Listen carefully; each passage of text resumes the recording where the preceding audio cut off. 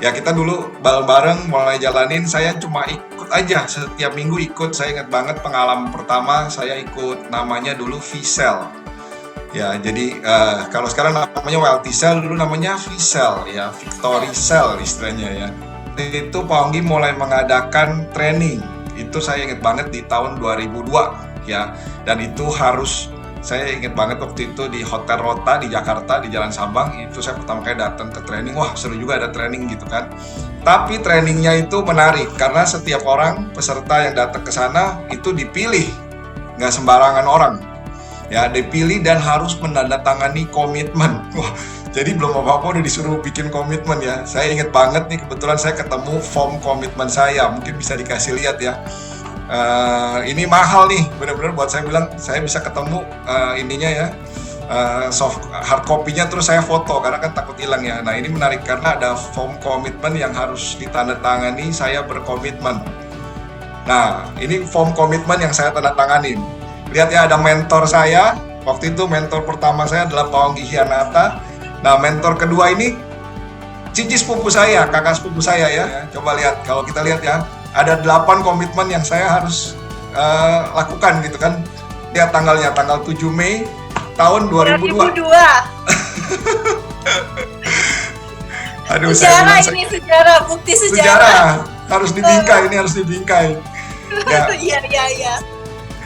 Nah, basically sama seperti yang sekarang kita lakukan ya, benar nggak? Baca buku gitu kan, terus bersedia menghadiri training seminggu sekali dalam waktu 3 bulan waktu itu ya, terus menghadiri presentasi umum, dulu ada WLT Show, bersedia berkonsultasi, ya kan, terus menjadi good team player, tidak telat.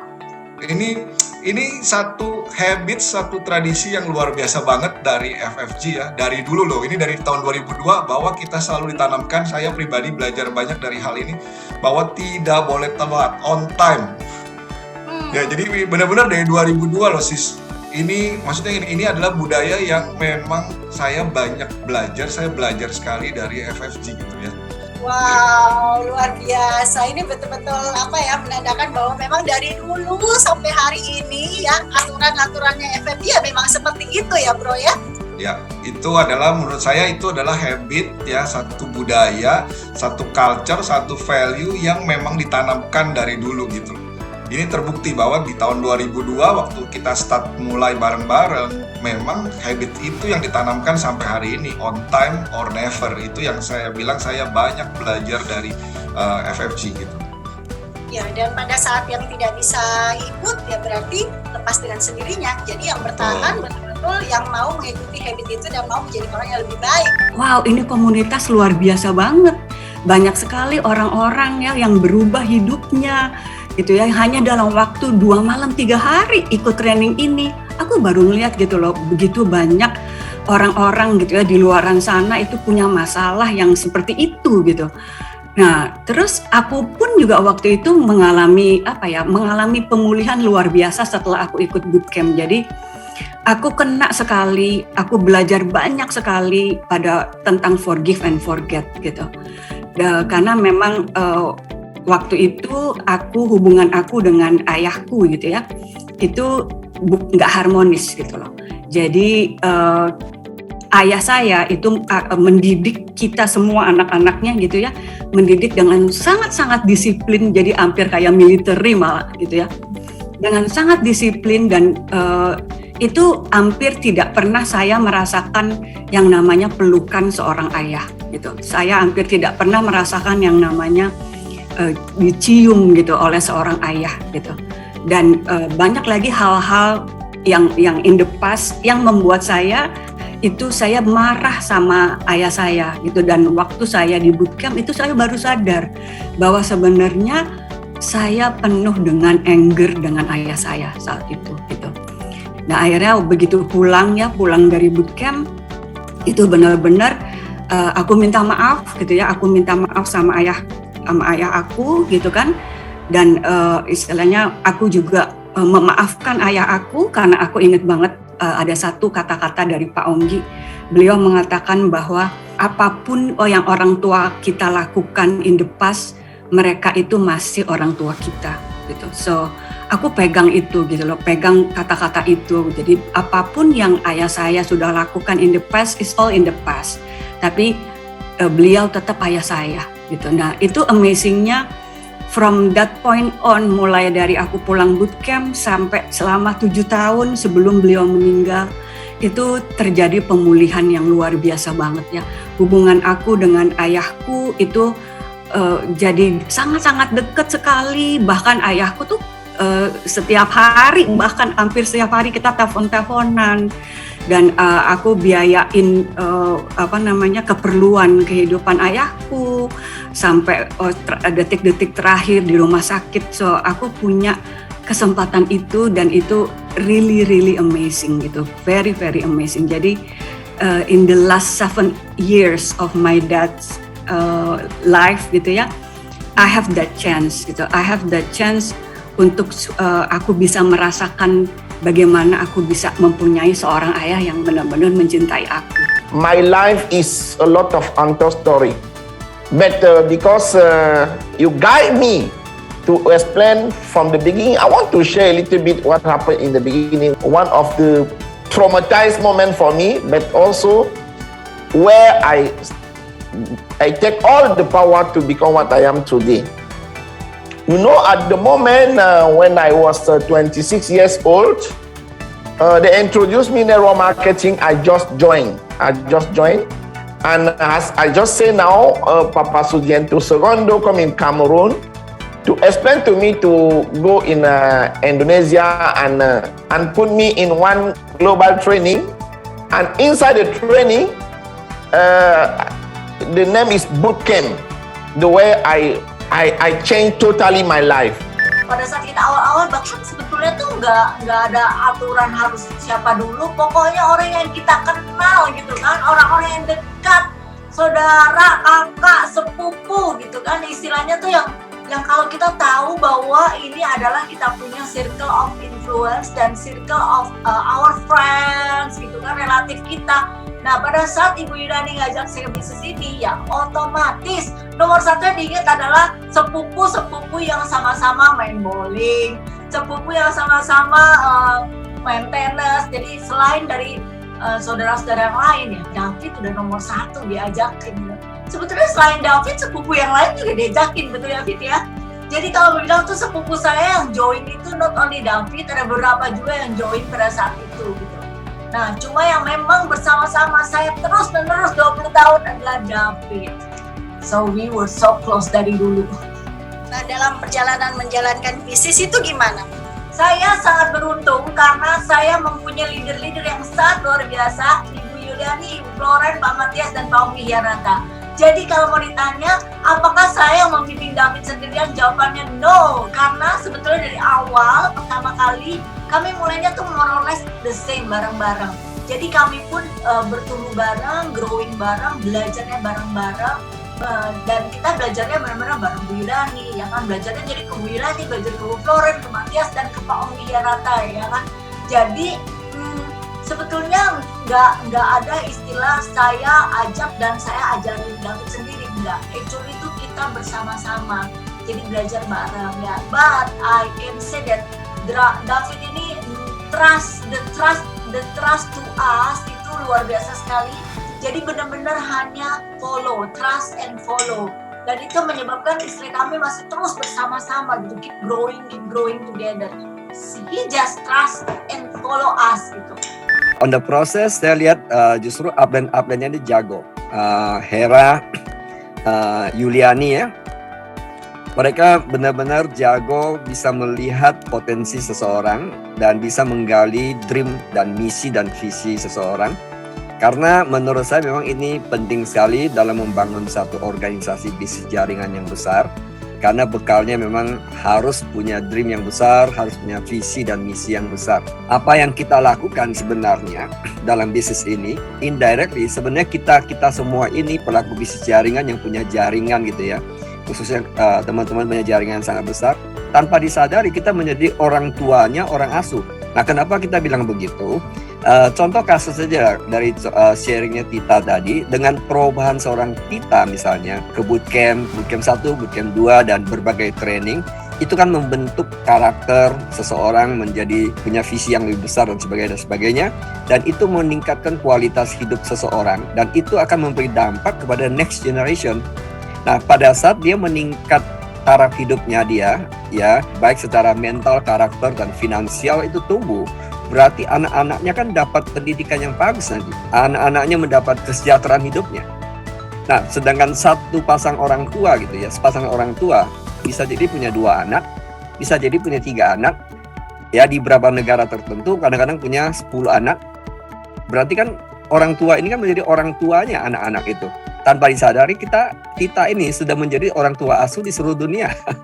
Kalau tergantung sekarang jaringannya ada di negara mana kan. Jadi sebenarnya indirectly dreamnya come true menurut saya ya, menurut versi saya.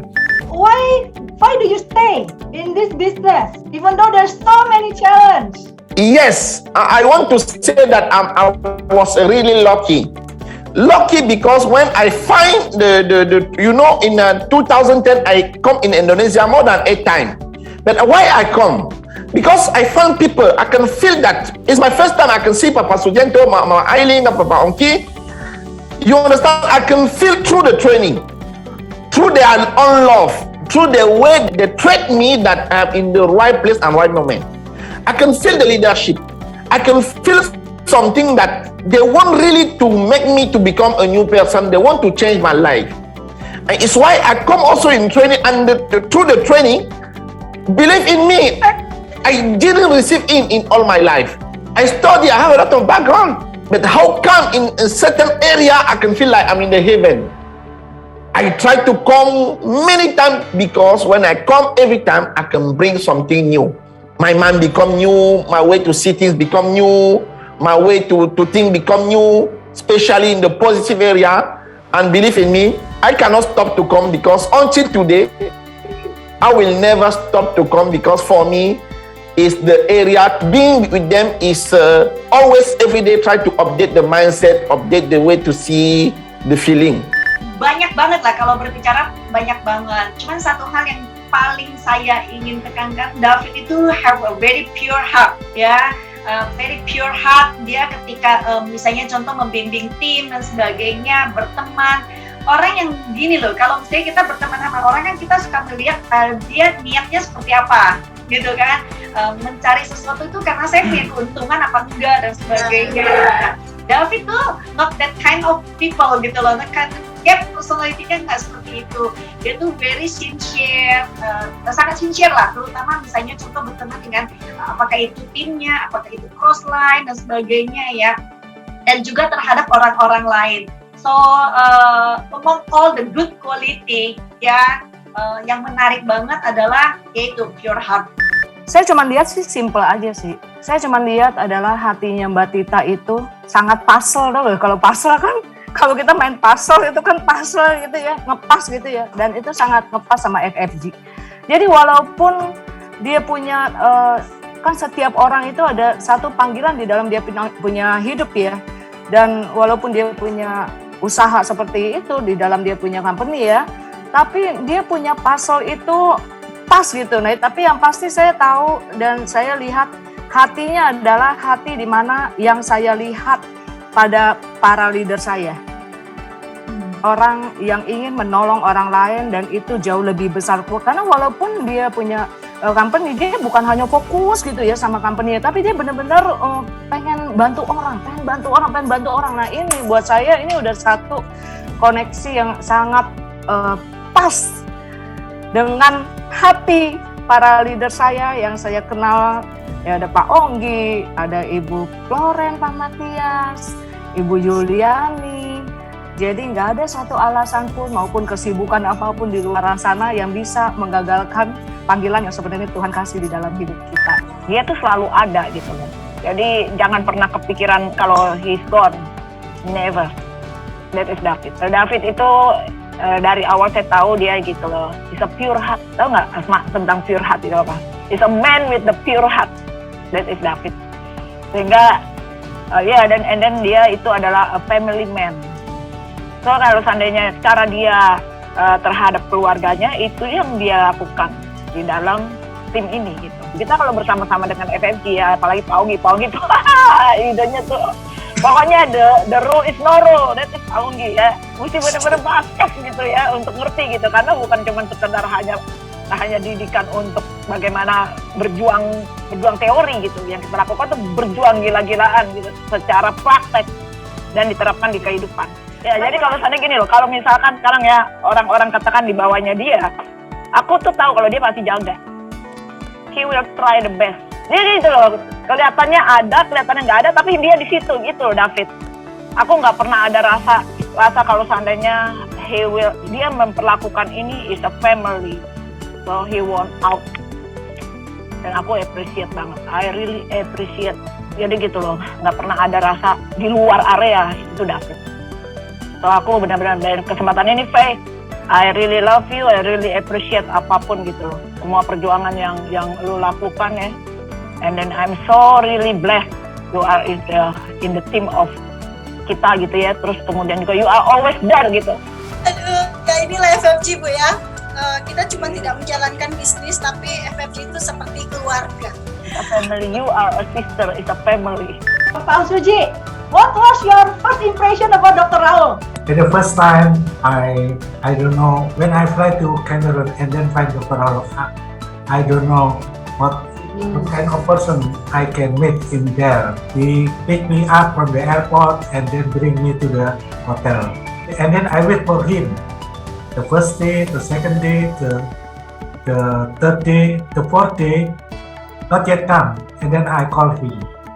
Dr. Raul, I'm going back to Indonesia. Where are you? And suddenly, Dr. Raul come to my hotel. I don't know why he not see me, but I still remember because Dr. Raul not come to me, so I go to another town. It's called Douala. From Douala to Yaoundé. I use bus at the time. This is the first time I went there by bus and see another town. Yes. Pak Suji came to your country and you disappeared. What happened? Can you explain, Dr. Raul? Yes. At the moment, believe me, I was a man of nightclub every day in nightclub, and he arrived when I have a program to go and play. It's why I cannot feel for the moment. I don't feel anything. I don't have any special relationship with him. And if he come like that, I have my program. Is why I focus on my program. But luckily today. I just follow everyone that because like you see what just now Ryan sharing that many things that we learned, okay, so that's why no choice. If Raul more young, more handsome, no choice, need to follow. Kalau kita di FFG sangat menekankan pada build people, karena when we build people, the people will build the business. Kalau dengar sharingnya David dari awal, kita perhatikan baik-baik kan, bahwa kita dulu sudah ada namanya V-Cell, sekarang istilahnya Wealthy Cell ya, dulu Victory Cell gitu, sekarang namanya Wealthy Cell. Dan kemudian kita ada namanya intensive training itu. Nah, di situ kalau dengar baik-baik bahwa saya juga memberikan kesempatan pemula itu mulai berani tampil.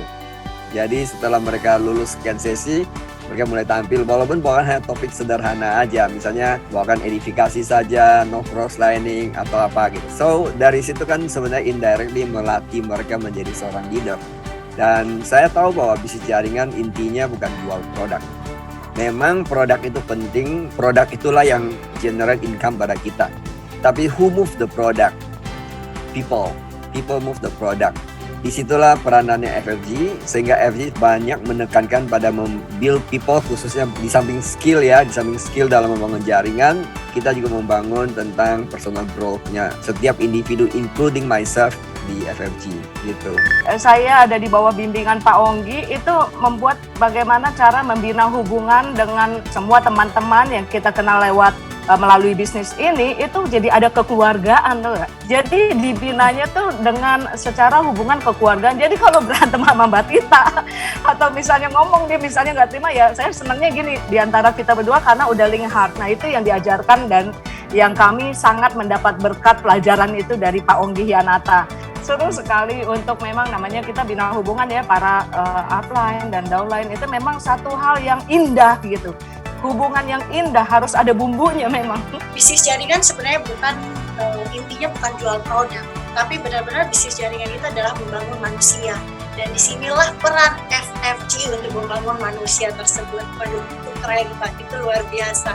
Dan yang saya simpulkan juga bahwa FFG itu bukan cuma sekedar support system, tapi FFG itu adalah sebuah rumah, tempat kita semua bertumbuh secara finansial, kita belajar people skill, kita belajar tentang attitude, belajar tentang pertumbuhan, dan rumah ini adalah membuat pertumbuhan yang positif. Dan teman-teman, saya mengajak untuk benar-benar mengajak orang untuk masuk ke rumah FFG supaya mereka juga merasakan satu pertumbuhan yang luar biasa seperti saya dan seperti para narasumber di sini. Oke, luar biasa ya. Demikian acara kita, dan untuk teman-teman yang merasakan bahwa, dan saya yakin semua merasakan bahwa acara ini sangat bermanfaat, dan bisa setelah ini bisa temui pengundangnya, bisa temui orang yang membagikan link ini untuk berterima kasih kepada mereka, karena mereka adalah orang-orang yang peduli dengan kita semua. Dan saya yakin pada saat teman-teman mengambil memetik benar-benar satu pelajaran yang luar biasa dan kita terapkan dalam kehidupan kita, dan itu membawa satu perubahan hidup, memperbaiki hidup kita yang lebih baik dari hari ini.